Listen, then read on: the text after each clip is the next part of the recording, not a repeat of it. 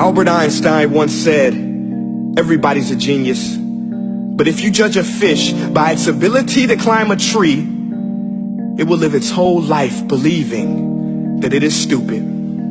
Ladies and gentlemen of the jury, today on trial we have modern day schooling. Glad you could come. Not only does he make fish climb trees, but also makes them climb down and do a 10-mile run. Tell me, school, are you proud of the things you've done? Turning millions of people into robots, do you find that fun? Do you realize how many kids relate to that fish swimming upstream in class, never finding their gifts, thinking they are stupid, believing they are useless? Well, the time has come, no more excuses. I call school to the stand and accuse him of killing creativity, individuality, and being intellectually abusive. He's an ancient institution that has outlived his usage. So, Your Honor, this concludes my opening statement, and if I may present the evidence of my case, I will prove it. Proceed. Exhibit A. Here's a modern day phone. Recognize it? Here's a phone from 150 years ago. Big difference, right? Stay with me. Here's a car from today, and here's a car from 150 years ago. Big difference, right? Well, get this. Here's a classroom of today, and here's a class we used 150 years ago. Now, ain't that a shame? In literally more than a century, nothing has changed. Yet you claim to prepare students for the future? But with evidence like that, I must ask, do you prepare students for the future or the past?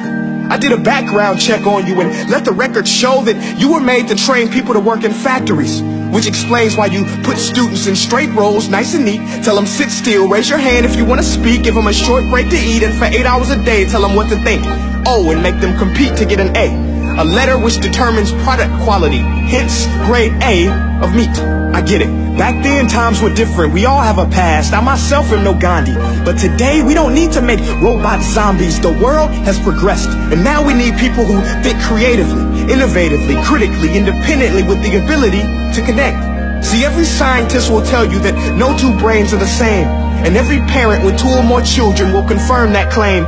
So please explain why you treat students like cookie cutter frames or snapback hats, giving them this one-size-fits-all crap. Watch your language. Sorry, Your Honor, but if a doctor prescribed the exact same medicine to all of his patients, the results would be tragic. So many people would get sick, yet when it comes to school, this is exactly what happens. This educational malpractice, where one teacher stands in front of 20 kids, each one having different strengths, different needs, different gifts, different dreams, and you teach the same thing the same way?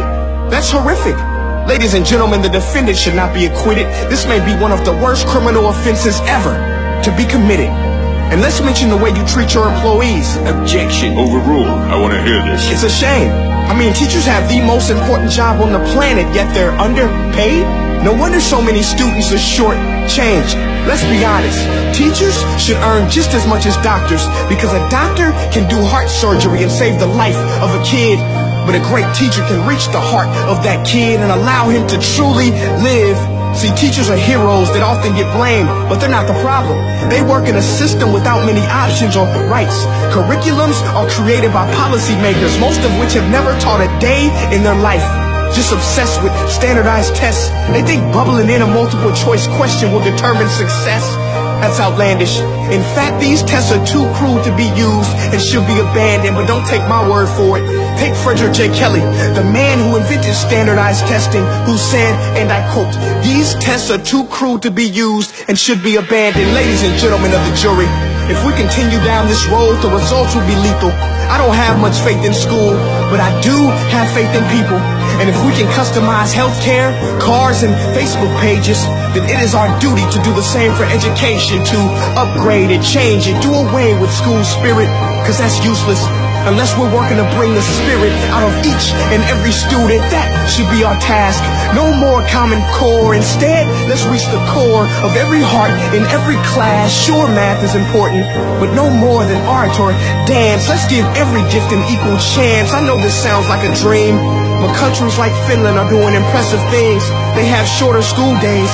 Teachers make a decent wage. Homework is non-existent, and they focus on collaboration instead of competition. But here's the kicker, boys and girls.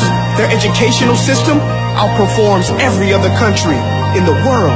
Other places like Singapore are succeeding rapidly. Schools like Montessori, programs like Khan Academy, there is no single solution.